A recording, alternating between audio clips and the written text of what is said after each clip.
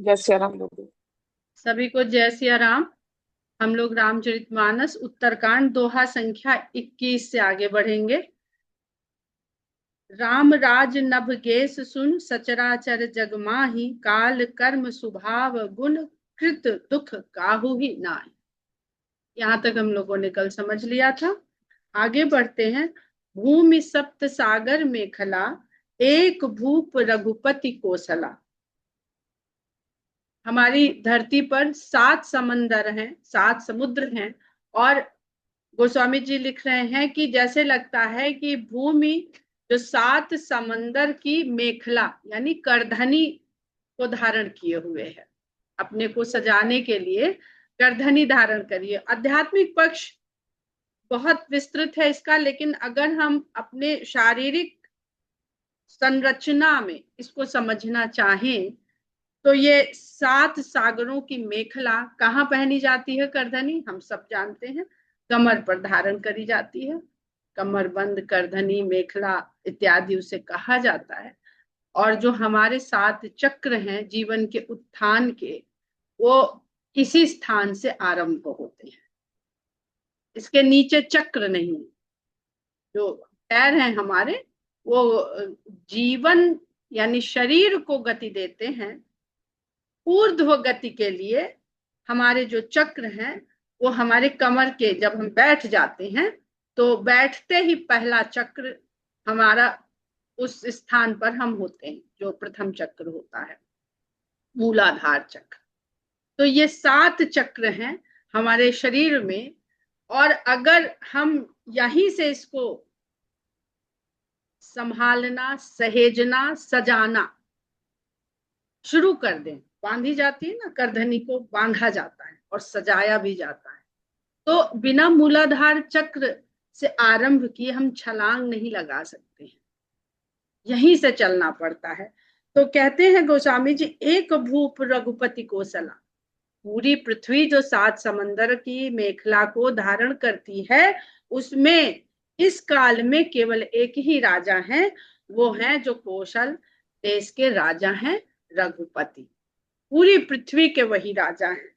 भुवन अनेक रोम प्रति जासु, जिनके एक एक रोम में, एक एक रोए में, हम लोग का शरीर स्तनधारी वर्ग रोए से ढका हुआ होता है, तो एक एक रोए में जिनके अनेक अनेक लोक हैं, यह प्रभुता कछु बहुत न तासु। उसके लिए ये प्रभुता कि अयोध्या के राजा हैं, अयोध्या के राजा होने के साथ साथ वो पूरी पृथ्वी के भी एक इकलौते राजा, यानी सब राजा उनके अधीन हैं। तो यदि हम अपने जीवन में इस सिद्धांत और इस दर्शन को समझ लेते हैं, तो क्या हमारा अस्तित्व, क्या इस संसार में सभी जीवों का अस्तित्व, क्या हमारी पृथ्वी का अस्तित्व, और क्या हमारे पूरे लोक का, ब्रह्मांड का अस्तित्व, सब जगह भगवान राम ही एक राजा के, राजा का मतलब जो शासन करता है, पालन करता है, रक्षा रक्षा करता है, भरण पोषण करता है, उसके लिए अयोध्या और पूरी पृथ्वी का राजा होना क्या कोई बहुत बहुत बड़ी बात कह दी हमने? जिसके एक रोम में अनेक लोक हैं, तो वो किसके लोक हैं? उन्हीं के लोग हैं। भैया मेरा था, मैं यहाँ पे सारा जो फर्नीचर है लखनऊ भर में, सारे फर्नीचर का मालिक एक ही बिजनेसमैन है, चाहे वो कृष्णा नगर से लेकर के आशियाना तक और इधर चिन्हट तक जितने भी शोरूम है एक ही आदमी के। वो एक कुर्सी पर बैठ जाए और कहे कि, हम लोग कहें कि ये कुर्सी आप ही की है, तो ये कोई बहुत बड़ी बात हमने उसके लिए कह दी। और यहाँ तो वृक्ष भी उसी के हैं, कारीगर भी उसी के हैं और कारीगरी भी उसी के हैं, जिससे वो कुर्सियां बन रही हैं। तो इस तरह से इसको समझिए कि क्या गोस्वामी जी कहना चाहते हैं। सो महिमा समुझत प्रभु केरी, यह बरनत हीनता घनेरी। भगवान की इस महिमा को, इस सर्वव्यापकता को और स्वामित्व को, जो उनकी इस महिमा को जानता है, उसके लिए ये वर्णन करना तो उसको एक हीन भाव दे देना है। कि यह कुर्सी आपकी है। सो महिमा खगेश जिन्ह जानी, फिर यही चरित तिन्हों रति मानी। हे गरुण जी, जो लोग इस महिमा को जानते हैं भगवान की, उनको भी ये चरित्र में ही बड़ा आनंद आता है। रति मानी, प्रेम मानते हैं, क्योंकि माना कि कृष्णानगर से लेके चिन्हट तक और आशियाना से लेके सीतापुर रोड तक सारा उसी का फर्नीचर का बिजनेस उसी का है। लेकिन अगर हमारे घर में एक कुर्सी हम उसी की शॉप से लाए और उसमें उसको बैठा दिया, तो हम कितने कृतार्थ होंगे। हम तो अब देख पा रहे हैं ना, उस आसन पर, उस कुर्सी पर उसको बैठा हुआ जो इन सबका स्वामी है, हम तो कृतार्थ हो जाएंगे। तो वो भी इसी चरित्र में, जो भगवान अयोध्या के राजा बने, राज्याभिषेक हुआ, इस प्रकार उनका स्तुति गान हुआ, इसको जो इसी में उनका मन आकर के रमता है। प्रीति मानते हैं, प्रीति करने के लिए कुछ ना कुछ तो ऑब्जेक्ट होना चाहिए जिससे प्रीति कर सके। सो जाने कर फल यह लीला, कहाँ ही महामुनि बर दमशीला। और गोस्वामी जी आगे कह देते हैं कि जो इस महिमा को जानता है कि रोम रोम प्रतिवेद का है, कि उनके रोम रोम में, एक रोए में अनेक लोक हैं, उस महिमा को जानने का ये फल मिलता है कि उसे ये लीला रुचने लगती, उसको ये लीला में आनंद आने लगता है सुनने पढ़ने में। तो जैसे हम लोगों ने अयोध्या कांड में पढ़ा था ना, कि जब भरद्वाज मुनि को राम का दर्शन हुआ, वनवास में जब वो गए, प्रयागराज पहुंचे, तो भरद्वाज मुनि ने कहा कि मैंने जो इतने बरस तपस्या करी, उस तप का फल मुझे आज मिल गया, कि आप मेरे आश्रम में पधारे और मुझे आपका दर्शन मिल गया और आपका सेवा सत्कार करने का अवसर मिल गया। लेकिन जब भरत जी पधारे, तो भरद्वाज मुनि ने कहा कि राम के दर्शन किए थे, उस राम के दर्शन का फल मुझे ये मिला कि मुझे आज आपके दर्शन करने। तो ये संसार कर्म और फल के सिद्धांत पर चलता है। तो महिमा तो जान ली कि सब कुछ वही है, वो स्वयं भी वही है और सब कुछ भी वही है। तो ये जिसने जान लिया, उसका क्या फल हुआ कि उसको अयोध्या का राजा बना हुआ राम और उसकी लीला बड़ी प्रीतिमय लगने लगी, उसको प्रेम हो गया, रति हो गई उसकी इसमें। ऐसा वो श्रेष्ठ मुनि कहते हैं जो दमशील हैं, जिन्होंने अपनी इंद्रियों का दमन करने में विजय हासिल कर ली, जिनको विषय कामनाओं के प्रति कोई भी इच्छा नहीं रह गई है। राम राज कर सुख संपदा, बरन न सकई फनीस शारदा। राम राज में जो सुख और संपदाएं हैं, उनका वर्णन तो शेष और शारदा भी नहीं कर सकते हैं। सब उदार सब पर उपकारी। देखिए, शारदा यानी वाणी, हम लोग बार बार पढ़ते हैं कि गिरा वाणी, वही सब शारदा है। तो आज तक अगर कर सकते होते तो वहीं बंद हो जाती कि भैया किताब पूरी हो गई, वर्णन पूरा हो गया, अब इसके आगे हम क्या कहें। पर आज तक भी लोग कहे चले जा रहे हैं और सुने चले जा रहे हैं और आगे भी कहते रहेंगे, तो वो कभी पूरी होने वाली नहीं है। इसलिए गोस्वामी जी शेष शब्द अवश्य लगा देते हैं। शेष के बिना पूर्ण का बखान हो ही नहीं सकता है। वो पूर्ण का बखान हो गया तो पूरा हो गया जी, आज से तो पूरा कोर्स खत्म। सब उदार सब पर उपकारी, विप्र चरण सेवक नर नारी। सभी उदार स्वभाव के हैं, दयालु स्वभाव के हैं और सब उपकारी प्रवृत्ति के हैं, सब पर उपकारी। विप्र चरण सेवक नर नारी, ब्राह्मणों की चरण की सेवा करने वाले हैं सभी पुरुष। अभी कहीं पे किसी का एक आलेख पढ़ रहे थे, उन्होंने बहुत सुंदर, गोस्वामी जी तुलसी जयंती के ऊपर ही लिखा था और बहुत सुंदर, बड़ा शोध परक वो लेख था उनका। उन्होंने लिखा कि किस प्रकार अयोध्या में तुलसीदास जी का विरोध हुआ, जब उन्होंने अवधी भाषा में लिखना आरंभ किया, तो वो वहां छोड़ के काशी चले गए और काशी में किस तरह से उन्होंने अपना संघर्ष किया, स्थापित हुए, किस प्रकार उनको वहां पर तुलसी नाम मिला, किस लिए उनको गोस्वामी जी कहा गया। क्योंकि गोस्वामी उपाधि जो मिलती थी वो कृष्ण भक्ति की एक शाखा है, कृष्ण भक्ति की, जहाँ पे गोस्वामी की उपाधि मिलती है। तुलसी नाम कैसे पड़ा उनका, तुलसीदास नाम कैसे पड़ा, वगैरह वगैरह।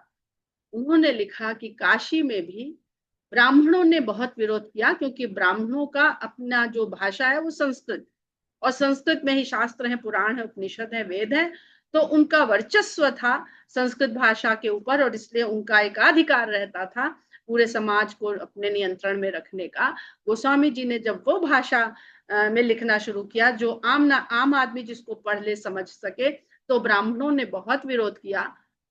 गोस्वामी जी ने वहां पर हनुमान जी की उपासना आरंभ करवाई साधारण जन से, कि अगर आप लोगों ने वो नाटक देखा होगा हमारे साथ जब हम लोग गए थे, जो चाहे सो उजियार, साकार ग्रुप का जो हम लोग ने देखा था अंशुमाली टंडन जी के यहाँ, तो उसमें दिखाया था कि कोई भी पीड़ित परेशान आता था तो गोस्वामी जी उसको दे देते थे एक पत्थर की, जाओ इसमें सिंदूर लगा के कहीं भी रख के इनकी पूजा कर लो, ये बजरंगबली ये सब तुम्हारा निवारण करेंगे। तो गोस्वामी जी ने हनुमान जी की जो उपासना पूजा है, भक्त की उपासना, वो गोस्वामी जी के द्वारा काशी से आरंभ करी गई और फिर सब जगह फैली। उनका लिखना था कि ब्राह्मणों ने इतना विरोध किया गोस्वामी जी का कि ब्राह्मणों को खुश करने के लिए गोस्वामी जी को अपने रामचरितमानस में कुछ ऐसी चौपाइयां दोहे लिखने पड़े जिसमें ब्राह्मणों की स्तुति वंदना और उनको एक श्रेष्ठ बताते हुए उन्होंने बखान किया। लेकिन ये बात मेरी तो बिल्कुल भी गले नहीं उतरी। हमने वहां पर कमेंट भी किया कि गोस्वामी जी अगर चाटुकारिता करनी होती तो वो रामायण मानस कभी नहीं लिखते, कभी नहीं लिखते। वो जितना समर्पण जो उन्होंने कर दिया, एक ही को उन्होंने सारा समर्पण किया है, किसी व्यक्ति को उन्होंने विशेष नहीं कहा, ना उसकी पूजा करी, ना उपासना करी। अगर इतनी चाटुकारिता करी होती तो अकबर की करते, जो बादशाह था और उनको क्या क्या देने को तैयार था, तो वो क्यों करेंगे। यहाँ पर गोस्वामी जी बहुत रहस्य के साथ ब्राह्मण की परिभाषा बताते हैं, और जगह जगह बताई है, वर्ण बताया है, क्या कर्म करने से आप कौन से वर्ण को धारण करने वाले बनते हैं। तो कहीं भूसुर, कहीं विप्र, कहीं ब्राह्मण, कहीं कुछ कुछ वो लिख के आवश्यकता अनुसार वो शब्द लेते हैं। विप्र का अर्थ हम लोग ने पहले भी समझा कि वो ब्राह्मण या वह व्यक्ति जिसने ब्राह्मण वर्ण को धारण किया, और वो वर्ण धारण करने के कारण उसने जो ज्ञान अर्जन किया गुरुओं के सानिध्य में, उसके कारण वो प्रबुद्ध हुआ। प्रबुद्धता ने उससे उसकी विनम्रता को बनाए रखा, अर्थात वह ब्राह्मण जो विनम्र और प्रबुद्ध हो, ऐसे ब्राह्मण को विप्र कहा जाता है। यहाँ भाषा के जानकार लोग बैठे, द्विज का अर्थ होता है द्वितीय जन्म, दोबारा जन्म लेने वाला। तो ये सब शब्दों के कुछ अर्थ हैं, और गोस्वामी जी संस्कृत भाषा और आम जन की भाषा दोनों में उनको ऐसा महारत हासिल है कि वो किस तरह से बात को कह देते हैं, कि वो बात भी कह देते हैं और किसी को चुभे भी नहीं। जहां भी हमको लगता है कि ये बहुत कड़ी बात कह दी गोस्वामी जी ने, वहां हमारी बुद्धि का दोष है। हमारी बुद्धि क्योंकि आच्छादित है अहंकार से, या हीन भावना से, या श्रेष्ठ होने की भावना से, तो इस कारण वो उसी तरह से उसको समझती है। बुद्धि के दोष बहुत बताए गए हैं मानस में जगह जगह।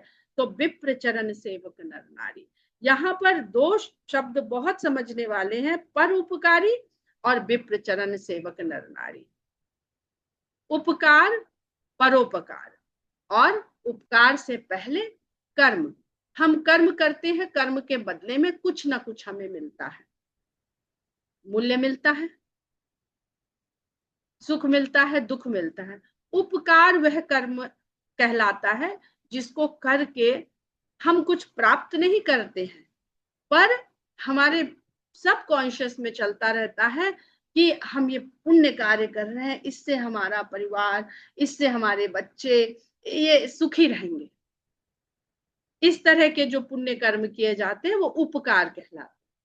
परोपकार उसको कहते हैं जिसमें हम कोई अपेक्षा रखते नहीं, जिसको साधारण भाषा में कहते हैं नेकी कर दरिया में डाल, जिसके लिए हम सुख की भी अपेक्षा नहीं करते कि आज हमने ये अच्छा काम किया है, हमको कभी ना कभी इसका सुख मिलेगा, नहीं तो हमारे बच्चों को सुख मिलेगा, तो उसको परोपकार कहते हैं। तो परोपकार, अब राम राज्य में लोग कैसे हैं ये समझने, सब उदार, सब परोपकारी, विप्र चरण सेवक नर नारी, एक नारी व्रत रत सब झारी, ते मन बच क्रम पति हितकारी। स्त्री का धर्म बताने से पहले गोस्वामी जी पुरुष का धर्म बताते हैं, लेकिन विडंबना ये है आज के युग की, जो नारीवाद और फेमिनिज्म ने हमारी बुद्धि को ऐसे ढांक रखा है कि हम स्त्री को दी जाने वाली सीख को तो खूब पढ़ते हैं और उसको कहते हैं, गोस्वामी जी ने स्त्रियों के लिए ये कहा, हम ये क्यों नहीं पढ़ पाते हैं कि एक नारी व्रत रत सब झारी। सब झारी, अवध के क्षेत्र के लोग झारी का शब्द समझते होंगे, झाड़ के कहते हैं, जब शादी ब्याह होती है कहीं झाड़ के पूरे गांव का न्योता दे आओ, झाड़ी के मतलब कोई छूटे नहीं। झाड़ी का एक बहुत महत्वपूर्ण शब्द है ये झाड़ी। कल हम लोग एक प्रोग्राम में थे तो वहां ये कोई बात थी, तो हमने कहा कि भाई इसलिए कम लोग थे क्योंकि झाड़ी के न्योता नहीं देंगे, तो कुछ समझे कुछ नहीं समझे, तो उन्होंने कहा फिर कैसे देंगे, हमने कहा सेलेक्टेड लोगों को बुलाया गया, झाड़ी के न्योता तो फिर कोई छूटे नहीं। तो एक नारी व्रत रत सब झारी, एक तरफ से सारे पुरुष एक नारी व्रत में रत हैं, तो ऐसे पुरुषों के लिए जो स्त्री का धर्म, ये रामराज में सब ऐसे ही हैं। हम ऐसा वैसा इसलिए कह रहे हैं क्योंकि हम कल युग में हैं और हम अपने को कहीं ना कहीं बचाते हुए चलना चाहते हैं। ये कलयुग का अपना दोष है, या जो भी कह लीजिए, अच्छाई बुराई जो जिसको समझना है। आजकल तो बहुत चर्चा प्रेमानंद जी की देख लीजिए, तो किसकी देख लीजिए, तो सब चर्चा ही चर्चा चल रही है इन सब बातों को लेकर के। ये तो त्रेता युग में राम राज्य के बारे में हो रहा है। ते मन बच क्रम पति हितकारी, और उनकी स्त्रियां मन वचन कर्म से पति का हित करने वाली। दंड जतिन कर भेद जह नर्तक नृत्य समाज, जीतहु मन ही सुनिए अस रामचंद्र के राज। बहुत महत्वपूर्ण दोहा है ये कि दंड यानी डंडा या दंड शब्द केवल सन्यासियों के हाथ में, दंड जतिन कर सन्यासियों के हाथ में दंड, भेद जह नर्तक नृत्य समाज, और भेद केवल संगीत नृत्य करने वालों के समाज में, जीता हूं मन ही सुनिए अस रामचंद्र के राज, और जीत का शब्द केवल मन को जीतने के लिए रामचंद्र के राज में सुनने को मिलता है। अर्थात रामचंद्र जी ने लंका कांड में जो जिस रथ का वर्णन किया, उस रथ के बारे में उन्होंने बता दिया विभीषण को कि जिसके पास ऐसा रथ है उसका तो ना कोई शत्रु है, तो जीतना किसको है। जब कोई शत्रु ही नहीं है तो जीतना किसको है। और जो लंकावासी जो दुर्भावनाएं हैं, बुरे विचार हैं, उन सबको तो समाप्त कर दिया गया है, तो अब शत्रु बचा कहाँ। तो राम राज्य में किसको दंड दिया जाए, पनिशमेंट, सजा। तो अगर दंड शब्द भूल न जाए लोग, तो वो सन्यासियों के हाथ में जो है बस वो दंड है। उस दंड की बहुत बहुत बड़ी भूमिका है, बहुत बड़ा उसकी प्रतिष्ठा है। आप पढ़िए शंकराचार्य के जब लेखों को उनके बारे में पढ़िए, तो दंड देख करके पता चल जाता था कि किस ग्रेड का ये सन्यासी है, सिर से ऊपर है, सिर के बराबर है, नीचे है कि कंधे तक है, ये सब उससे पता चलता था। तो दंड जतिन कर, सन्यासियों के हाथ में ही केवल दंड दिखता है, और भेदभाव है ही नहीं। अब जो लोग बता देते हैं कि वो तो ये लिख गया कि ढोल गमार सूत्र पर सुनारी, अरे भैया वो लंका का पड़ोसी है जो कह रहा है, और वो भी सब सुधार दिए गए हैं, क्योंकि अब तो पूरी भूमि पर राम ही एक राजा है, तो वहां से भी ये भाव समाप्त हो चुका है। तो भेद, जब लय और ताल, और जब कोई तबला बजाता है या मृदंग बजाता है, तो वो विभिन्न विभिन्न प्रकार दिखाता है कि ये ताल है उसका, इसमें देखिए इतने तरह के भेद हैं, हम सब बजा के आपको दिखाते हैं। और नर्तक उसमें नृत्य करके दिखाता है अलग अलग, अलग अलग भाव, भेद का मतलब क्या, अलग अलग। तो भेद जो है वो केवल संगीत और सुर लय ताल के समाज में ही सुनने को मिलता है, समाज में कहीं नहीं व्याप्त है। जीता हूं मन ही सुनिए अस, और जीत शब्द केवल सब अपने अपने मन को जीतने में लगे रहते हैं। रामचंद्र के राज में कोई शत्रु नहीं है जिस पर आक्रमण करना है, जिससे किसी युद्ध को जीतना है। ऐसी अवस्था, ऐसी स्थिति ही अयोध्या कहलाती है। और ऐसी ही अयोध्या में राम राजा बन के विराजमान कर रहते हैं, जहां पे सारे द्वंद्व समाप्त हो जाते हैं। फूल ही पर फर ही सदा तरु कानन, रहा ही एक संग गज पंचानन, खग मृग सहज बयरु बिसराई, सबन परस्पर प्रीति बढ़ाई। अब यहाँ पे प्रकृति का कितना सुंदर वर्णन गोस्वामी जी बता रहे, सूत्र दे रहे हैं कि भाई कैसे प्रकृति आप पर कृपालु होगी। फूल ही फर ही सदा तरु कानन, सब वृक्ष, वन में लगे हुए सारे वृक्ष सदा फूलों से और फलों भरे रहते हैं, फूल और फल से भरे रहते हैं। और वन में कानन, वन में गज और पंचानन, शेर और हाथी एक साथ साथ रहते हैं। पूरे कांड, पिछले कांडों में क्या देखा, बार बार गोस्वामी जी लिखते हैं कि रामचंद्र ऐसे हाथियों के झुंड के लिए सिंह के समान। लेकिन धर्म अधर्म का तो द्वंद्व समाप्त हो चुका ना। तो जब धर्म अधर्म का प्रतीक हाथी था और धर्म का प्रतीक सिंह था, जब धर्म अधर्म का भेद ही समाप्त हो गया, तो अब ये हाथी और शेर उस वन में एक साथ मिलकर के रहते हैं। खग मृग सहज बयरु बिसराई, पक्षी और पशु अपना स्वाभाविक आपसी वैर को भुला करके सबन ही परस्पर प्रीति बढ़ाई, आपस में प्रीति के साथ वन में विचरण करते हैं, रहते हैं। बहुत सारे अभी इस काल में भी ऐसे ऐसे महापुरुषों के बारे में सुनते हैं आप लोग, कि अगर वहां जहां पर वो तपस्या कर रहे थे या जहां उनका आश्रम था, वहां जाके सिंह भी हिंसा अपनी त्याग देता है, हिंसक प्रवृत्ति से दूर हो जाता है। तो रामचंद्र जहां पर राजा बन के बैठे हुए हैं, वहां पर सभी पशु पक्षी आपस में प्रेम के साथ रहते हैं, कोई किसी के शत्रुता भाव पशु तक से भी समाप्त हो गया।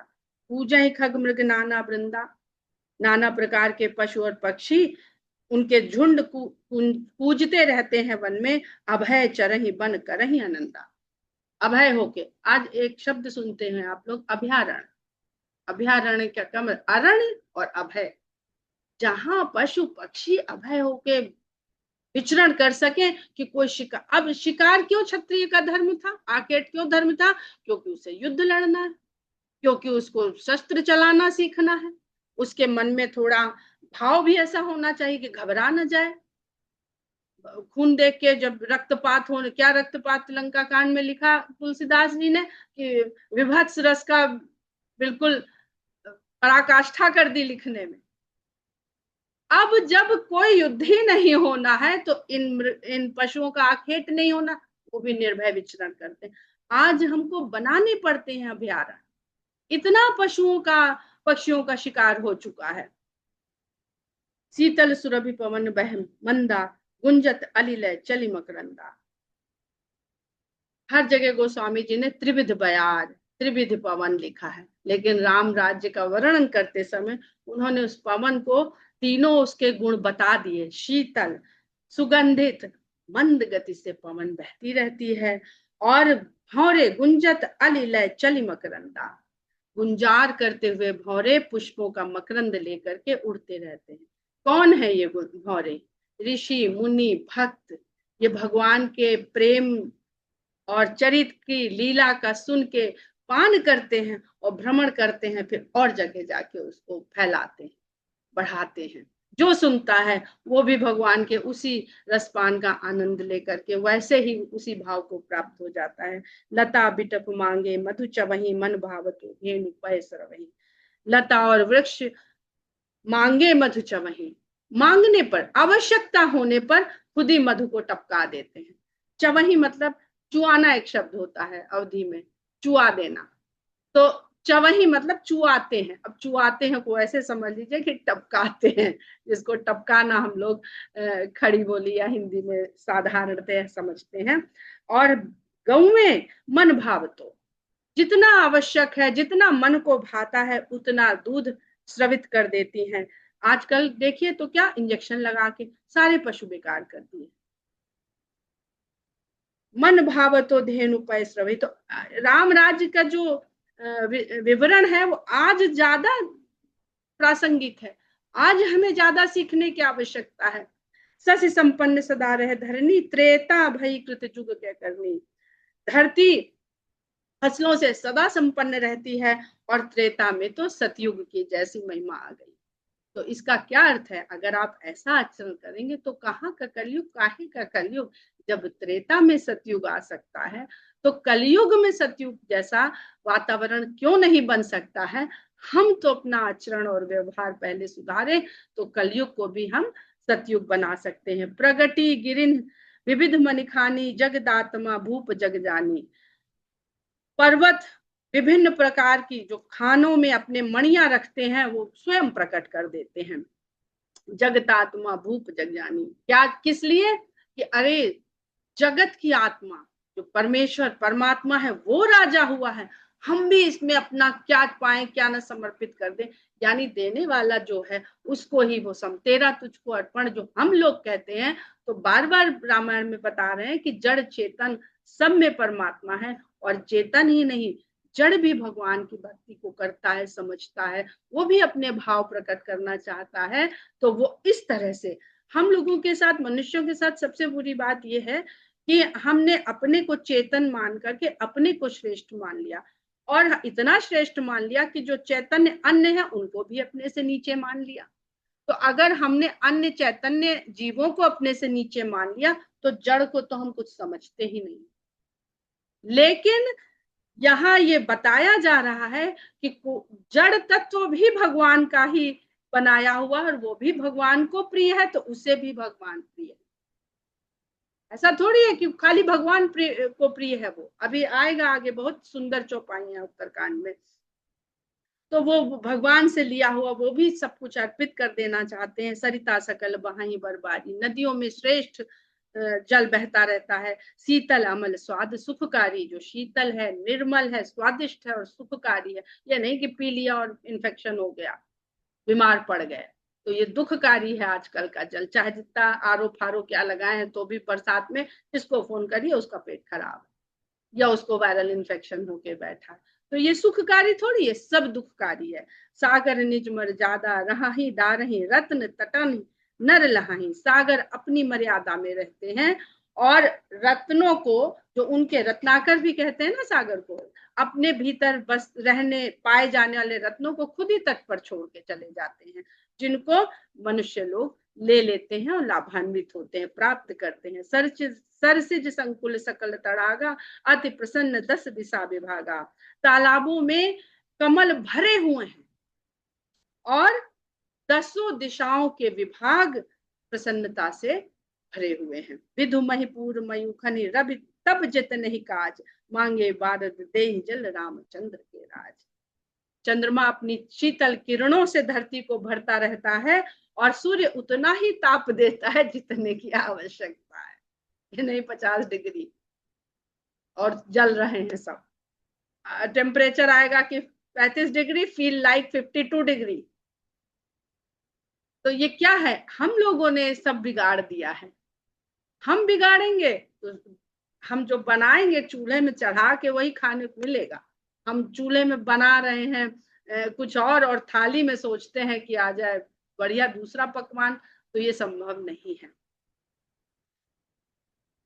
मांगे बारिद दे ही जल रामचंद्र के राज। रामचंद्र के राज में मेघ बादल मांगने से जल दे देते हैं, यानी जब सींचने की आवश्यकता है तब जल वहां से बरस जाता है, और जितना चाहिए उतना बरस जाता है। ऐसा नहीं कि एक जगह सूखा पड़ रहा है और एक जगह तबाही मची हुई है, जल प्लावन हो रहा है, अतिवृष्टि हो रही है या अनावृष्टि रह गई है। तो यहीं पर हम लोग दोहा संख्या 23 पर आज के अध्ययन को विराम देते हैं। जय सिया राम। जय